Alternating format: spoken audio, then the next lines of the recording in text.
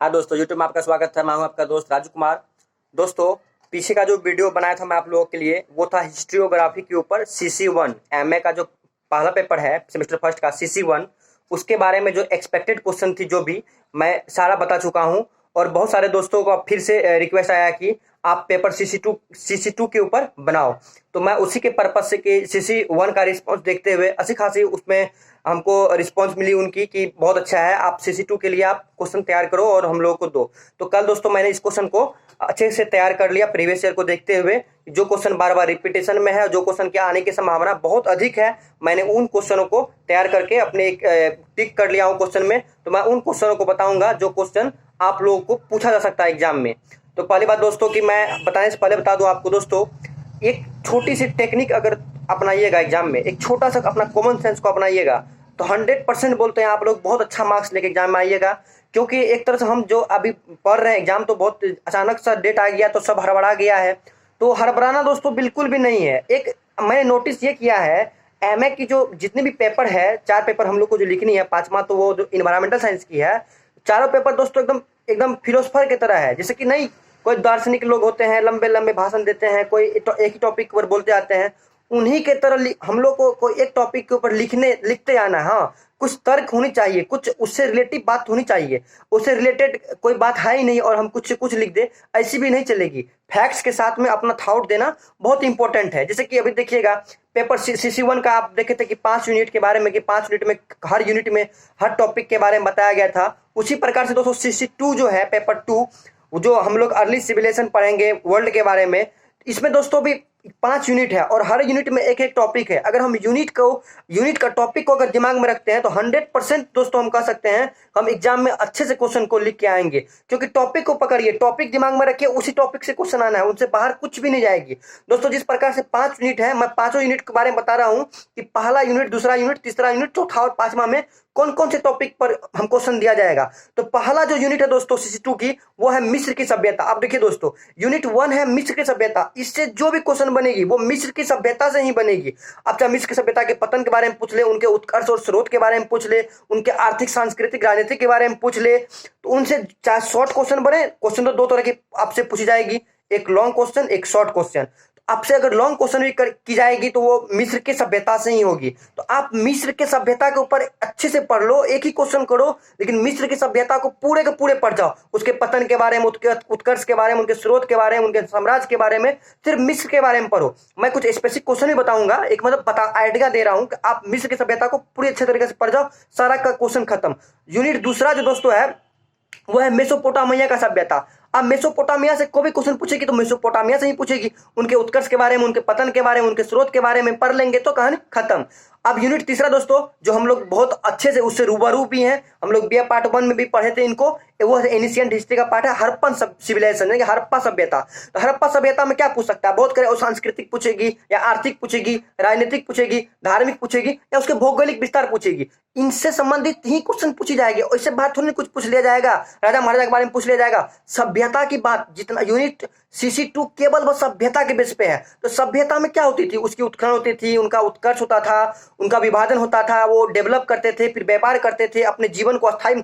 सभ्यता का मतलब ये नहीं होता है कोई सभ्यता कैसे बसा, कैसे आगे बढ़ा, कैसे विकास का क्रम सिलसिला चलते रहा, तो यही तो होती है सभ्यता। एकदम सोचने वाली बात है, कितनी एकदम ईजी है, उतनी भी ईजी नहीं है। मैं बता रहा हूँ इसलिए क्योंकि मुझे एक आइडिया मिली है पढ़ने से कि ऐसा करने से आराम से एग्जाम हम लोग दे सकते हैं। तो थोड़ा सा भी टेंशन नहीं लेने का, एकदम रिलैक्स मूड बनाने का दोस्तों, रिलैक्स होकर एग्जाम देने का, कोई थोड़ा सा भी टेंशन लेना है तो बस अपनाना है क्या, सभ्यता के ऊपर बारे में। और तीसरी दोस्तों हड़प्पन सिविलाइजेशन के बारे में, हड़प्पा सभ्यता, उनसे जो भी क्वेश्चन बनेगी, वही सिंधु घाटी सभ्यता का ये, उनसे जो भी क्वेश्चन बनेंगे आप आराम से लिख सकते हैं। चौथा दोस्तों मध्यकालीन सभ्यता। मध्यकालीन सभ्यता में क्या पढ़े थे हम लोग, सामंतवादी के बारे में, सामंतवादी के उदय के बारे में, पतन के बारे में, उनके निरंकुशता के बारे में, यही सब पढ़े थे। इनके बारे में जो भी क्वेश्चन बनेगी मध्यकालीन से, यही क्वेश्चन बनेगी। और 5वां दोस्तों मध्यकालीन इस्लाम के बारे में। इस्लाम जगत में हम लोग क्या पढ़े थे, खाली जो इस्लाम जगत के जो उत्तराधिकारी हुए थे, मोहम्मद साहब आए थे, उनके उत्तराधिकारी खलीफा कहलाए थे। इस्लामों का प्रचार प्रसार हुआ, इस्लामों का उदय हुआ, उसमें बहुत सारे इस्लामिक जो इस्लाम जो है अपने प्रचार के लिए क्या क्या किए, यही सब, कहानी खत्म। बस आप इस अगर 5 यूनिट को दोस्तों, देखिए आज गर्मी भी दोस्तों काफी है, पसीना आ रही है वीडियो बनाने में, तो बहुत मेहनत लग रहा है वीडियो बनाने में। अगर आप देख रहे हैं इस मेहनत को तो आप जरूर, हम तो कभी रिक्वेस्ट नहीं करते हैं, लेकिन आज बोल रहा हूँ कि आप चैनल को सब्सक्राइब कीजिए, लाइक कीजिए और अपने दोस्तों को भी शेयर कीजिए। आप लोग के एक एक सपोर्ट से ही हम बहुत आगे बढ़ जाएंगे और इसमें आप लोग का सपोर्ट 100% चाहिए दोस्तों। मैं इसलिए बोल रहा हूँ आज क्योंकि बहुत पसीना आ रही है, इसलिए ये क्योंकि मेहनत लगती है दोस्तों वीडियो बनाने। आप लोग खुद जानते हैं कि वीडियो बनाने में मेहनत लगती है।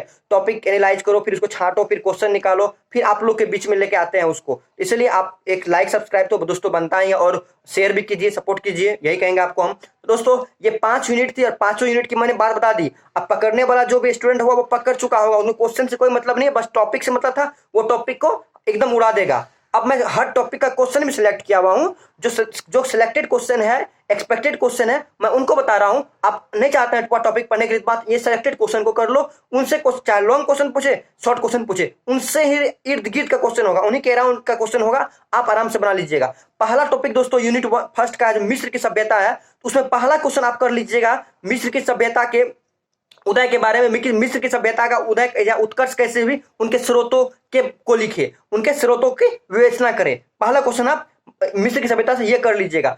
उसमें वही सब लिखिएगा, पिरामिड युग के बारे में, पिरामिड युग में क्या क्या हुआ था, फिर वो लोग कैसे 5000 ईसा पूर्व कैसे इंटर किए थे भारत में, कैसे अपनी सभ्यता का विकास किया, फिर नील नदी का क्या योगदान रहा, उन लोगों ने कौन सा देवता को अपना, सूर्य देवता को सबसे ज्यादा स्थान दिया। यही सब दोस्तों लिखना है, एकदम पढ़ लीजिएगा तो याद हो जाएगा। ये जान लीजिए एकदम कहानी की तरह है सब कुछ।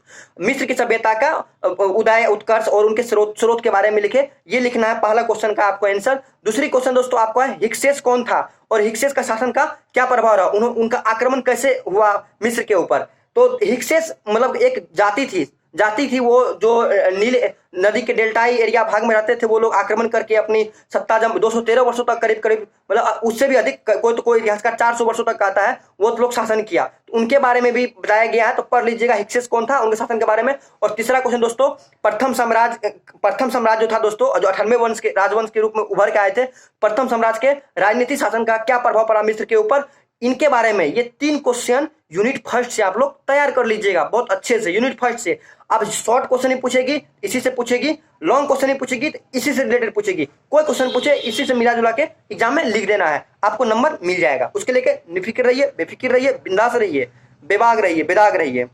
अब दोस्तों नेक्स्ट बात करते हैं यूनिट 2 की, जिसमें कि हमको मेसोपोटामिया की सभ्यता है। इसमें भी दोस्तों 2 क्वेश्चन मात्र करना है आपको, मेसोपोटामिया की सभ्यता की उत्कर्ष उदय के बारे में, उनके स्रोतों के बारे में, क्या क्या स्रोत है। अब मेसोपोटामिया का उदय के बारे में पढ़ लीजिएगा तो उसका सब कुछ आ जाएगा उसमें। उससे मेसोपोटामिया से रिलेटेड कोई भी क्वेश्चन पूछे उन्हीं को दाग देना, उन्हीं को लिखना है। और स्रोत के बारे में जो पढ़ना है, तो अगर स्रोत शॉर्ट क्वेश्चन पूछेगा स्रोत लिखे तो आप स्रोत लिख दीजिएगा। और दूसरा क्वेश्चन दोस्तों करना है असीरियन साम्राज्य के उत्कर्ष और पतन के बारे में, उनका असीरियन साम्राज्य की उदय कैसे हुई और पतन कैसे भी। मात्र इससे 2 क्वेश्चन करना है आपको मेसोपोटामिया की सभ्यता से। अब तीसरा चलते दोस्तों हड़प्पा की सभ्यता से हम लोग। तो हड़प्पा की सभ्यता दोस्तों जैसे बात करेंगे हम लोग, उसमें मात्र 1 क्वेश्चन हम बता रहे हैं आपको, मात्र 1 क्वेश्चन की जगह पूरा हड़प्पा के लिए। हड़प्पा की सामाजिक, आर्थिक, राजनीतिक, इसके बाद सांस्कृतिक, ये 4 पढ़ लीजिएगा। एक जो भी आपके पास बुक है, अगर आर एस शर्मा का है, AK मित्तल कोई बुक है, उससे आप हड़प्पा सभ्यता को पूरा पढ़ जाइए। मात्र 1 टॉपिक को पढ़ जाइए, हड़प्पा सभ्यता, कुछ नहीं पढ़ना है। वो सिंधु घाटी सभ्यता पूरा पढ़ जाइए, इससे एक भी क्वेश्चन नहीं छूटेगी, इसका गारंटी है मेरा। अगर हड़प्पा सभ्यता पढ़ने के बाद 1 क्वेश्चन भी छूटेगा, पूरा पढ़ लीजिए, करीब मुश्किल से 20-30 पेज का होगा, उसको पढ़ के खत्म कर दीजिए। तो हड़प्पा सभ्यता के सामाजिक, आर्थिक, राजनीतिक और सांस्कृतिक कारण, इस 4 को पढ़ लीजिए हड़प्पा से। इससे बाहर कुछ भी पूछने वाला नहीं है, जो पूछेगा इन्हीं से पूछेगा। क्योंकि सब कुछ पढ़ लीजिएगा तो उनका पतन के बारे में भी पता चल जाएगा, उत्कर्ष कैसे हुआ, तो पतन भी आपको ऑटोमेटिक मिल जाएगा उस टॉपिक में पढ़िएगा। तो ये हड़प्पा से रिलेटेड क्वेश्चन था दोस्तों। अब चौथा दोस्तों जो मध्यकालीन की बात करेंगे उसमें हम, तो उसमें भी दोस्तों 3 क्वेश्चन को हम सिलेक्ट करके रखे हुए हैं। पहला तो सामंतवादी से आप क्या समझते हैं, सामंतवाद से आप क्या समझते हैं और इसके ऐतिहासिक पृष्ठभूमि को दर्शाए, जो सामंतवाद का ऐतिहासिक पृष्ठभूमि रहा उनको दर्शाए। पहला क्वेश्चन आप इससे कीजिएगा। दूसरा क्वेश्चन दोस्तों सामंतवाद, आप सामंतवाद के बारे में बढ़िया से पढ़ लीजिएगा, हम यही कहेंगे। सामंतवाद को पूरा कंप्लीट, यानी कि यूनिट 3 कंप्लीट, इससे बाहर कुछ भी नहीं। सामंतवाद के उदय या पतन के बारे में, पतन के बारे में पूछेगा तो पतन के बारे में, उदय के बारे में तो उदय, सामंतवाद से, इससे सामंतवाद से क्वेश्चन आना ही है, सामंतवाद को आप पढ़ ही लीजिएगा।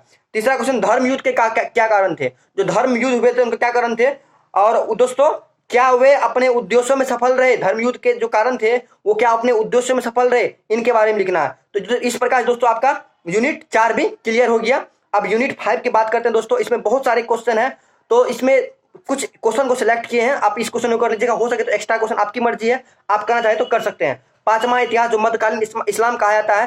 पहले दोस्तों की 7वीं शताब्दी में इस्लाम जो भारत में जो 712 ईस्वी में जो मोहम्मद बिन कासिम के द्वारा एंट्री की गई थी भारत में। पहला क्वेश्चन उससे बोलता है कि ये इस्लामों का उदय कैसे हुआ, मतलब इस्लाम के उदय पे प्रकाश डाले। दूसरी क्वेश्चन दोस्तों, आप खिलाफत से आप क्या क्या तात्पर्य है, खिलाफत से क्या तात्पर्य है, और खलीफा के अधिकार एवं कर्तव्य का वर्णन करें। दूसरी क्वेश्चन दोस्तों, तीसरी क्वेश्चन, उस्मान के इस्लामी साम्राज्य के विस्तार का विवेचना करें।